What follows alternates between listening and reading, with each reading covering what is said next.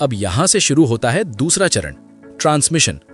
दोस्तों, जब बिजली पावर प्लांट में बनती है तो उसका वोल्टेज उतना ज्यादा नहीं होता। अगर हम उसे सीधे भेज दें तो रास्ते में बहुत ज्यादा ऊर्जा नष्ट हो जाएगी। इसलिए सबसे पहले बिजली का वोल्टेज बढ़ाया जाता है।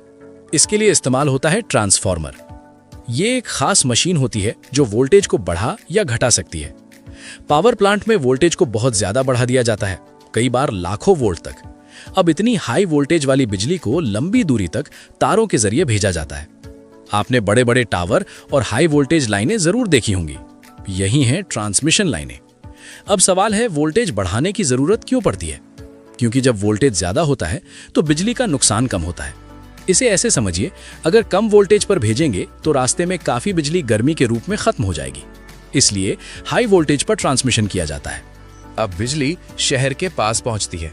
यहाँ फिर से ट्रांसफार्मर का इस्तेमाल होता है। इस बार वोल्टेज को कम किया जाता है, क्योंकि इतनी हाई वोल्टेज बिजली सीधे घर में नहीं लाई जा सकती। अब शुरू होता है तीसरा चरण, डिस्ट्रीब्यूशन यानी वितरण। शहरों और गांवों में छोटे छोटे ट्रांसफार्मर लगाए जाते हैं। आपने अक्सर सड़कों के किनारे लगे ट्रांसफार्मर देखे होंगे। ये वही मशीनें हैं जो हाई वोल्टेज को कम करके घरों के लायक बनाती हैं। आखिर में बिजली आपके घर तक पहुंचती है, लगभग 220 वोल्ट के रूप में। अब आप स्विच ऑन करते हैं और लाइट जल जाती है।